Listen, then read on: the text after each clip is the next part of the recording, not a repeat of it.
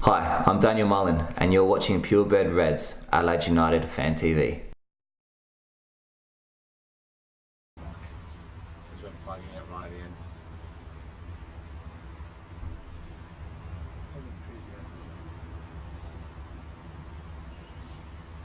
Roxanne.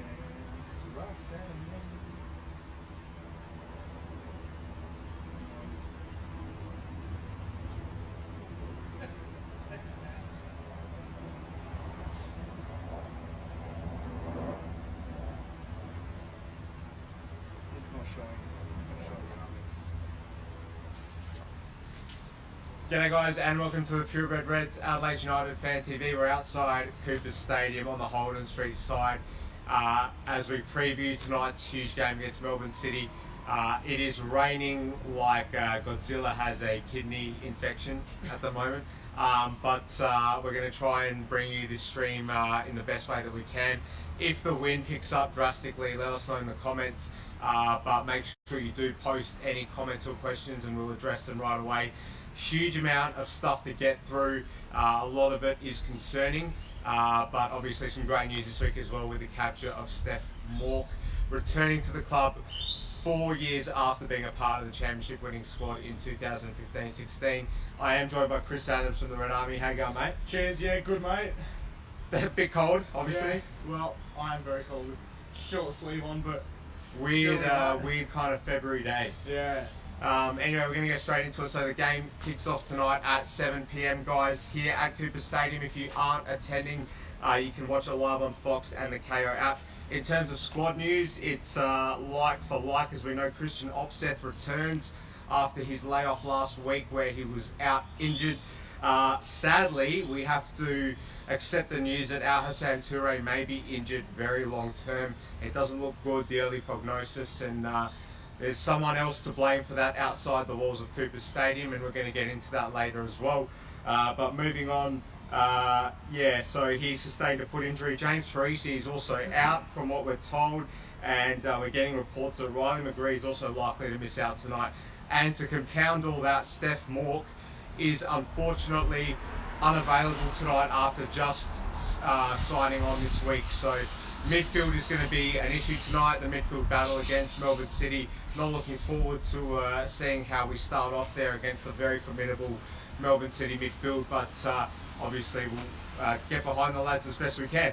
Now, Chris, let's start with the welcome news of Stefan Mauk returning to the Reds 4 years after being an integral part of that championship winning squad in 2015-16. How stoked for you to hear the news yesterday? Yeah, really happy actually. I feel as though, like, if we're winding the clock back like 3 or 4 years, I don't think Stefan Mauk should have left as early as he did. He had like a really good season. I hesitate to say, but I think it's true. He was one of the key reasons why we won the championship back then. I've got a really funny Stefan Mauk story to share with everyone. So, post-game, the grand final in 2015-16, the players went to 2KW, and I was lucky enough to catch wind of the fact that the players and the coaching staff had all gone to 2KW to celebrate winning the championship. And I got a moment where Stefan Mauk was free. I think he'd just got up to get a drink, and I went straight up to him, and I put my arm around him, and I said, "Listen, Steph, just stay one more year, please. Just you can see how bad it's been for other players who have left too early. Just please stay one more year." And he looked at me and he put his arms around me and he said, "Look, we'll see what happens." And 2 days later, it was announced that he was off. So yeah, that didn't work out really well at all. But look, he's back. So let's get behind the guy. He's going to wear the number 6 as well. Yeah, well, off camera too, Alistair did say it seemed quite satisfying that he was wearing the number 6 again, just nostalgia-wise. Look, he's a quality player who's sort of lost his way a little bit since coming back to the A-League. I know he didn't really have a sustained period at Melbourne City, and then the same could be said for Brisbane Roar. We saw him get sent off in a quite explosive game against Brisbane Roar last season, where we saw 2 red cards, a host of yellow cards as well, and he was sent off for a tackle on Goodwin, which ultimately resulted in him being knocked out unconscious. But look, Steph is a great player on his day, and I just really hope that he can find his mojo back with the Reds again. I will say that it did sort of amuse me a little bit, given we have quite a stacked midfield when everybody's fit at the moment. I'm sure we'll talk about that a little later on.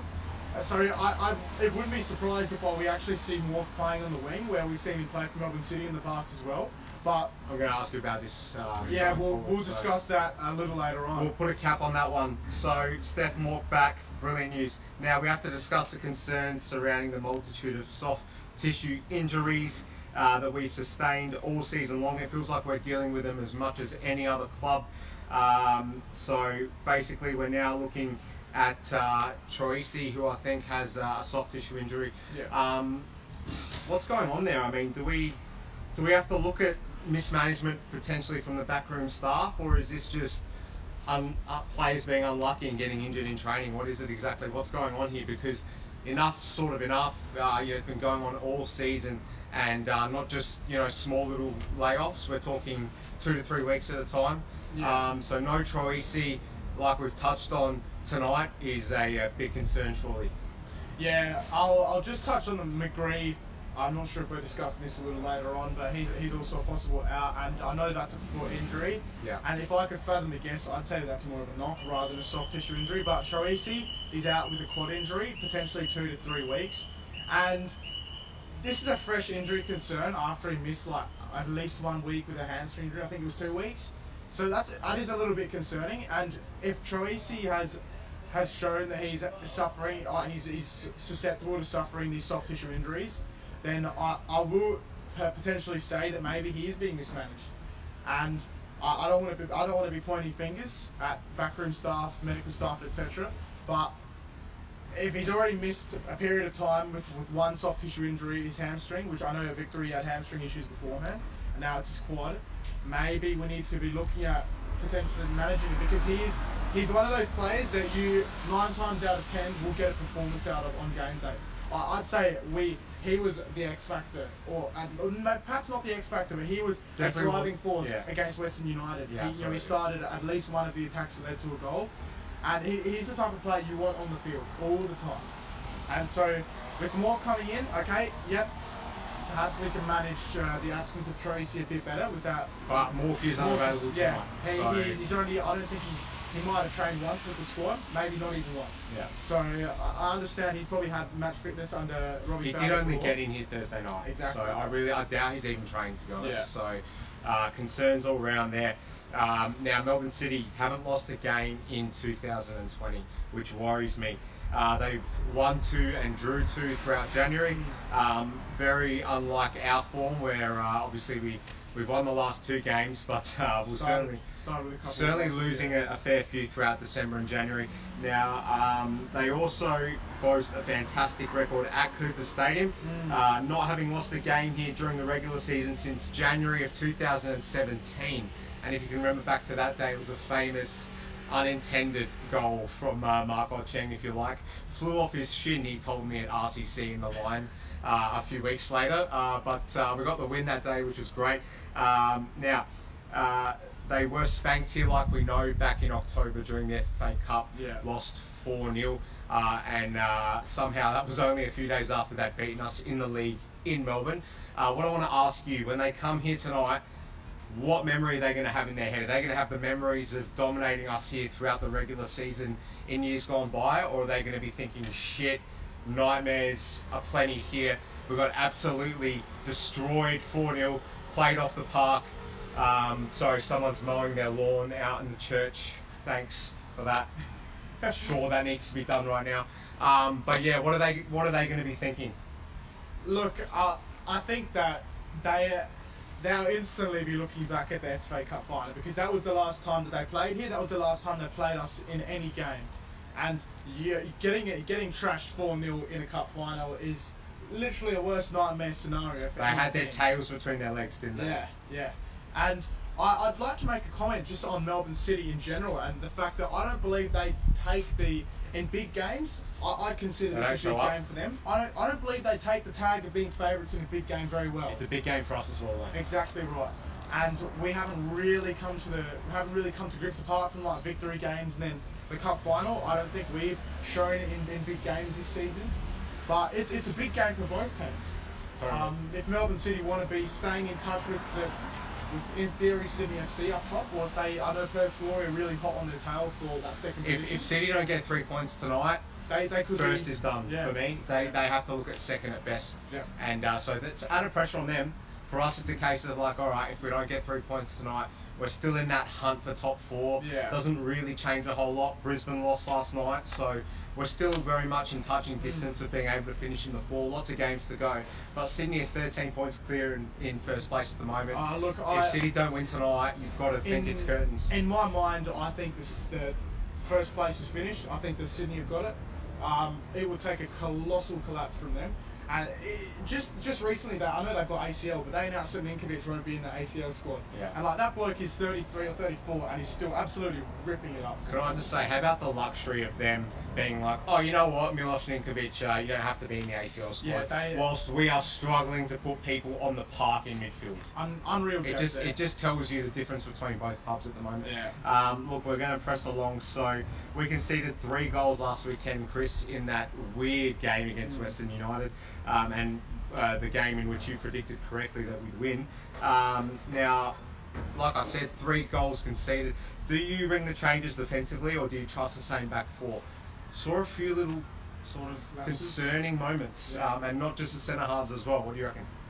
Well, first off, I'd just like to say to all of our viewers, if you have any questions or comments, make sure you type them up, and we'll be reading them out a little later on. But yeah, just to answer your question, I'm a little concerned with conceding 3 goals. I personally, I prefer a 1-0 win where we don't concede and just get 1 goal in a 4-3. Just be boring. Who cares? Exactly right. If you Win don't in concede, a boring way. If you don't concede, that's a win for us. Yeah. You know. We don't do boring though here, do we? No, not this season, definitely. It was a very weird game. I know Western United have an incredible attacking threat. Diamante, in my opinion, is I absolutely love the bloke. Rather than waxing lyrical about Western United players, I want to ask you, 1 goal they scored, I think it was Barisha or it was Diamante, I can't remember which one. But basically, Jakobsen and Elzy gave Barisha, who spins around in the box like he's doing a Kosovo version of Swan Lake, they gave him like 1.5 meters. Yeah. And I just couldn't understand what the thinking was from 2 experienced centre-halves. So surely with the likes of McLaren running around, Susayeta, Melbourne City's new signing, the Uruguayans they've got out wide, even players like, I'm just trying to recall his name, the central midfielder they've got, anyway, he's French, forgot his name. Anyhow, they boast very talented players. Yeah. Surely defensively we've got to be at it tonight. Yeah, I was very concerned with. So I've got to read this comment out. A-League memes have tuned in, and A-League memes have commented, which of your squad will City buy next season? Great question, because how long have they been our reserve squad, basically, Melbourne City? Yeah, well, surely they'll be buying Mauk for a 3rd time at the end of this season. I reckon we'll answer that question in depth at the end. Just before I forget though, what I love about the Mauk signing that I forgot to mention at the top, McGee, great season here back in 2016-17, leaves to go abroad, comes back to Newcastle, then Melbourne City, and then we sign him, and he's great again at Adelaide United. All right. Very similar trajectory to Stef Mauk. Yeah, Am I'll I wrong? take it. I'm paying that. Exact same thing. Stef Mauk goes to 2 other clubs after leaving Adelaide United and being in Europe. Now he's back here. Don't forget we signed him in January of 2015-16, and the guy literally almost single-handedly contributed to us getting into that grand final and then going on to win it. How good? Yeah, brilliant. But just to go back and answer the question, we conceded 2 goals at least, where Barisha and Barisha twice and Diamante, all 3 goals in fact. The scorers were left with an abundance of space in our own penalty box, and that's a peeve of mine. Not seeing defenders getting tight on plays. I know Barisha's a big unit, Diamante isn't. You can get tight on Diamante because he hasn't got the speed. He's got the footwork to roll someone, but I just don't see at his age if you get tight on him being able to turn Elsie or Jakobsen. So looking at tonight then, McLaren not so big. Elsie and Jakobsen, assuming they're the 2 that start. Yeah. Do they have a lot of thinking to do about how they're going to mark Jamie McLaren? Yeah, McLaren is, in my opinion, the best poacher in the league. Florent Berengay is the midfielder. Just came to Berengay, mind. yeah. by the way. I think the McLaren is the best poacher in the league alongside the Fondra. They're two similar players. Yeah. McLaren's got more speed than the Fondra. They're quite similar in the way they sort of operate around the box and the way they just sneak goals. McLaren, you give him like one chance and he'll score it. And he was a little off the pace in the FA Cup. Didn't turn up, did he? Actually. Back in He had a October. couple of really good chances to score then, and he didn't. So I'm sure that will be on his mind tonight, because that's, you know what? Melbourne City 2 times in a row now in a knockout game have come here and lost. Final, and then look at the elimination final where they lost in the 100. Just last season. Yeah, so they'll have redemption on their mind. Oh, yeah. No question about it. They'll be smelling blood. Now we move forward. Chris, what do you reckon the club's thinking is, given the signing of Mauk? Obviously, a lot of people shouting out about the need for strikers, even centre halves, given that we've been defensively quite poor for a lot of the season. We end up signing a midfielder when we've already got an abundance of options there. You look at the fact we've got McGee, Troisi, Constantopoulos, Boland, and young Louis Dorigo all vying for a start, and you've even got Lockie Brook pushing for a spot in midfield as well. We signed Stefan Mauk. Now, you mentioned he might play a little bit out wide, in more of a sort of wider role on the left. What's the thinking from the club here? I mean, when everyone's fit, how the hell does Gert Jan work his way around shoehorning all these guys into our team? I think he's just going to have to be ruthless, to be honest. We went with Boland in pre-season playing as a defensive midfielder, and I'd actually like to see him, when he's up to scratch in terms of conditioning, I'd like to see him retain that position. Shout out to Fox Sports. I think that at the moment we have these players, but we need to be ruthless. Yeah. Because if we don't see a performance, I think at the moment McGee is the only must start every week. Really? Troisi maybe, but Dorigo's been good. I know Dorigo's been good, but I actually feel as though he's a kid, so I can't blame him. The only objection I have with him is that he lacks presence sometimes. Yeah. When he doesn't make the right decision, he does get found out, and he does lack presence. I want someone meaty in there that can hold the play up and do all those kinds of things, which he lacks. But look, in terms of distribution, his positional sense as well, I think he's been fantastic. Yeah, look, I can't disagree there, but I don't want to be throwing a young player like him just into the deep end, because it makes or breaks plays. I think it has made him, but seeing like a senior player like Boland who knows how to play this position, knows what the league demands. I thought Boland was a key part of our midfield last season, and that means that he can be a key part of our midfield this season. I know he's had a serious knee injury, he's back now, but I think that with absences like Troisi, he just needs to be ruthless. If somebody's not performing, you're out of the team. Well said, mate. We've got to push along because there's a lot to get through and comments as well. Now, before I go into the next point, I'm worried about tonight, Chris. So it's shit weather, like drastically poor weather for a February Saturday here in Adelaide. We've got a cricket game on at Adelaide Oval, just a few k's away from here. We've got the Adelaide Giants playing, and there's also a concert on tonight. Who's that? Fat Boy Slim. I'm very salty that this game's on while he's playing, to be honest. We've got to ask ourselves here, like, honestly, what do we have to do to just get some kind of fair consideration about the fact that, like, you know, we need a boost in our attendances here at Cooper Stadium. And, alright, let's just make it impossible to get more than 10,000, because right now, I don't see us hitting 10,000 for the life of me, really. So I'm really, really disappointed about that. 3 other events on in Adelaide. It's really that category of the young family who kind of swing from event to event, depending on what looks most attractive.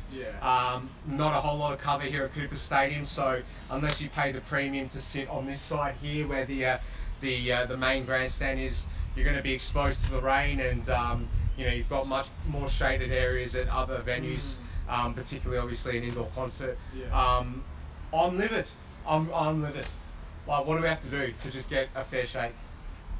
I think we've always been second Pete, and that's not going to change, to be honest with you. I'm really frustrated with the concert. Obviously, I've told you off camera that I really like Fatboy Slim. So you're missing that one? I'm missing that one, yeah, unfortunately. The strikers, I'm a strikers fan myself. I like cricket. I would have gone if they weren't playing tonight. You know, Cricket's the death of it. I don't want to be made to choose. United's always going to be my pick, but I don't want to be in that situation. Off camera, I also said I predict 8,000 people tonight. Absolute shocking weather right now. We might be lucky to get 8. Chris, we're going to read some comments out because it's getting to that point where we're going to forget about them. So Crystal Condis says, "Hey lads." Thanks, Crystals. William says, "Let's go AUFC." We spoke about A-League memes chiming in. Great comment from them.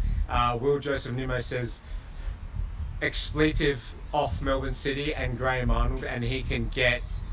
You can read between the lines. Jason Petrozelli says, "What's the latest with Troisi, staying or going?" Yeah, look, he came out and said he's staying, so we're going to take his word for it. And then Matt O'Brien says, "Without all them, no way," in terms of getting a result tonight. Now, I've got to press on here, Chris. We're nearly there, so let's weigh into the debate surrounding whether Hassan Toure, whether his unfortunate and untimely foot injury has come about simply in unfortunate circumstances, or whether Graham Arnold and his backroom staff have shown clear negligence in the handling of the player, as he now could be ruled out for the remainder of the season. Do we consider taking a tougher stance on releasing our players for national team duty going forward? What do you reckon? Yep. I'm pinning this on Graham Arnold and his staff. I'm sorry.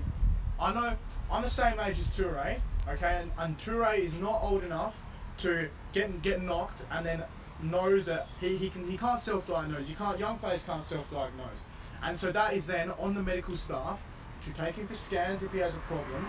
Yeah. Same with all feet injuries. There are no such thing as a soft tissue foot injury. It's always knocks, okay? And if it was serious enough for him to be complaining about it in training and for him to have to ice it and it'd be swollen, then why hasn't he gone for a scan? Why do you need to take that risk with him and keep training him? I think he was on the bench for the last game, the Ollie's run made for the third place game. Mm-hmm. I think he was on the bench for that. Or maybe he was on the bench in the semi-final. I don't know. But he's been mismanaged. They have the resources. This is the national team. Well, apparently, according to Graham Arnold, they don't. Well, he's lobbying for extra funding. And so the argument, obviously, out of the Ollie's is going to be, we don't have too many experts that we can rely on. Sorry that, he got injured. It's just Adelaide United. It's just Adelaide United's second choice striker. Deal with it. Thanks for letting us have him, but deal with it. That's kind of the approach out of the Ollie's. We've seen in the past it got kind of ugly, but we did have a bit of a run-in with the junior national teams and them lobbying for our players mid-season, and we told them where to go. That has been in the past, and obviously the general consensus is don't get on the bad books of the national team. It's not in anyone's best interest. But when you've got a key striker like Hassan, who, let's face it, Christian Offset isn't scoring goals. No. So he's barely even playing games, Offset, to be honest. Yeah, and I don't want to, stick the knife in too much, because I did with Blackwood last week, and he played the game of his life. So I'm not going to make myself look dumb again. But Christian not scoring that many goals. Our Hassan Toure is really, and the fact he's young as well, we can develop him for the next 6 months. Maybe get a big transfer fee at the end of the year, who knows? But he's kind of who we're pinning all our hopes on. We may not have him now for the rest of the season. So thank you, Ollie Roots. Yeah. Look, as I said, I'm pointing the finger at the national team. Whoever in the national team is liable for that, that's who I'm pointing the finger at. I don't know if it's at Graham Arnold. I don't know. If Graham Arnold is covering his own ass by saying we don't have the resources, blah blah blah, then what can you do? A-League memes have chimed in with another comment, and I really want to read it out. Will an 8,000 crowd favour Adelaide or Sydney? Point taken. Look, in trying circumstances with poor crowds, we don't do well here against City. No. Because I don't want to make the obvious more obvious, but that's kind of what they're used to. Here's a stat for you. The last 4 times we've beaten Melbourne City at home, we've had more than 10,000 people onrush. Really? Yeah. That was last season in the elimination. Yeah, elimination final, FFA Cup, Okay. 2017. I But just want to say 2017, then the semi-final. Just saying it. Sorry.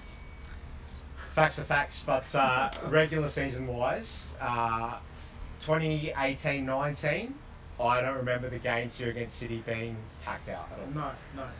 And they won those. So, A-League memes, very good observation. Yeah, good call. Yeah, it's probably more suited the conditions to Melbourne City tonight than Adelaide.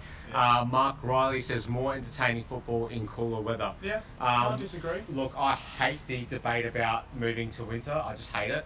I'm not going to get into why because we're going to be here all afternoon. But look, what can you do? Sometimes, weather is something you can't control. And even though it's going to be cool tonight, it's going to be obviously... I have it on good authority that the rain will stop tonight. Just saying. Weatherzone.com.au. Bureau of Meteorology. Oh, okay. Bureau of Meteorology. Can't dispute it then. Yeah. Matt O'Brien, yeah, we've read that comment out. Yeah. Now, Chris, before we wrap up, I just want to ask you a few more things. In fact, not that many more things at all. Your prediction? We haven't had a draw all season. I was going to go for a draw till I realised that. I think we're going to lose 1-0 or 2-0. I don't see us getting the result tonight. Just with Troisi and potentially McGee out. Okay, if McGee plays, then we have a better chance. If he doesn't play, no way. He's just hitting his stride as well, which really bothers me. He had a great game against Western United. He had a great game against Victory. So now... Here's what I want to ask. Given it's going to be pouring down, if you look at how it is at the moment, will Eric Monbates wear those very, very, very cringy shades as though he's in a French porno? I would suggest probably not because he's going to look even more goofier. But look, for me, it's a 2-1 loss tonight. I just don't see it happening. The midfield battle is going to be an extremely hard one. If there's no McGee, Troisi or Mauk in that team tonight, I just don't see how we're going to win the battle in the middle of the park. And we know how bad it is for us when there's no link between defence and attack. We're going to be very long ball happy. Nikola Miljuznic's first touch in the rain. Don't know about it. Yeah, I'm a bit worried. Yeah. I'm going to be honest. So I'm going with a 2-1 loss. Yeah, I'm going with a 1 or 2-0 loss. You know what? It's the hope that kills you, and I don't want to have any hope. So, fair call from Aaron David right here. I didn't see us winning the FA Cup final either, to be honest. I agree, to be honest. I think that was a big anomaly. I think the whole country didn't see that happening, and the fact that we just lost them a few days before. Yeah, well, that again just goes down to them not being able to deal with the big favourite title. Another comment from Damien, Masterfied, Mastro Cinque, staying home tonight. Damien, I don't know about this record from Damien Masterfied. He used to come here when the gates opened. What happened with Mastro Cinque, mate? He's always here. Rain. 2.5 hours. Rain or shine. 2.5 hours when the gates would open, he'd be in here. Yeah, that's half the time, and now he's not even coming. Don't know about it. I don't know about it, Damien. Chris, who do we really have to keep an eye on from Melbourne City? We know the obvious ones are you got your McLarens. And but are there any unexpected threats tonight? Well, if the new bloke Susaeta, I think his name is, yeah. if he plays, he's not one. You'd have to go into like the La Liga archives to see how he plays, because I don't know if he even played. Did he play last week? I didn't watch City. He played, yeah. Okay, you got one game really to go off how he would perform in the league. I know like our former coach, Mr. Marco Kurtz, used to go very anal on the video analysis. I don't know if Verbeek does that as well, but we've got one game to look at this bloke. I actually would consider. I don't think our boys will know what they're expecting. So he's potentially an X factor just because he's had like almost legendary status playing in La Liga. I don't know how many games he's got. He was in the hundreds. So he's one to look out for, really. Guys, if you've got any more comments or questions, shout them out to us. Very much in the process of wrapping up here. So we've got one from Dom Lodovici, who says, easy win tonight, lads. Come on, you Reds. Good to see. Keep the hope up. Yeah, look, Red Army, are we expecting a pumping first to 90th minute performance from them tonight? I sure hope so, mate. Weather-wise, I reckon we'll be alright. I'll be there from the start, rocking my new match-worn kit. Sorry, just had to drop that. No worries. Well, guys, we are about to wrap this one up. Unless you have any more comments or questions, please send them through. Yeah. Very, very pessimistic views from both of us going into tonight, but what can you do? It is what it is. We really don't look like we're in a formidable position to get 3 points tonight. What do you guys think? Can we challenge Melbourne City? Can we replicate that performance from the FFA Cup final back in October, which really sprung us into action this season, Chris? Yeah. An absolutely astonishing 4-0 win. I remember a comment from the Melbourne City fan page being like, cheers, you just made my daughter cry. That's what we want tonight, guys. We need to get 3 points because if we can, we set ourselves up with a brilliant platform going into the finals. You really sort of have to think if we win tonight, top 6 is nearly a shoo-in. Yeah. You never know, but you're laughing at some comments. Got a couple more comments here, yeah. So from Damien Master 5, enjoy the night tonight. Cheers, Damo. William Joseph Nimmo, he's coming tonight. Good man. I'm glad. Ditch the cricket. Ditch Fatboy Slim. This is a place to be. Hate cricket. I love it, but Bane of me. this is a discussion for another time. Aaron David, I'm looking forward to the Mauk McGee JT midfield. Well, Unfortunately, you have to wait more than from tonight onwards. will be interesting to see how that happens. Andy Munro, my good friend, due for a draw tonight, surely. We haven't lost one. We haven't drawn a game. All game season, yeah. We're the only club that has And not drawn. On top of that, there's also only been one game where we haven't scored. Wow. There you go. There you go. Adelaide United 3-2. Mastro Cinque. Good prediction, mate. Love the confidence from I'd Mr. love Cinque. that. I'll take it any day of the week. Now, before we go, just touching on the Red Army. Melbourne victory away, February 29th. Yes. It's going to be massive. If you are planning on attending, guys, make sure you buy yourself a Tour of Duty top that has just been made available to buy via Red Army's Yeah, I'll just website. talk about that. Yeah, so our pre-orders have actually closed, but we have a very limited number of Tour of Duty shirts that will be available from our home base at the Brompton Hotel in a couple of weeks' time. Obviously, Tour of Duty, biggest event of the year. Mastro Cinque is coming over. Make sure you come over as well, really. We can offer a 15% ticket discount on our Facebook page. Just go to Red Army Facebook, Red Army AUFC, and then go to the event Tour of Duty Adelaide United vs Melbourne Victory. We'll be meeting at the Crafty Squire, but details will be released. In fact, we've already released details, but we'll be going over them a little sooner to the date. So it's not too late to book tickets. I was just looking at Jetstar the other day, and you get $70 for one Filthy. way. Absolute filth. Make sure you do it.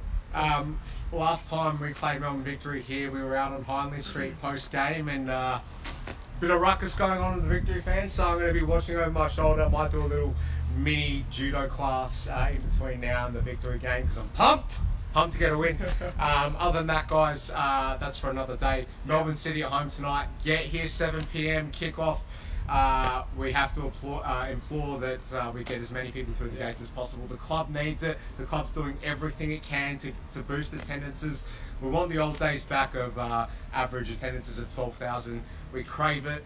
The team's won their last 2 games. What more can we ask for? Come on! Up Reds. We'll see you guys soon. Cheers. All the best.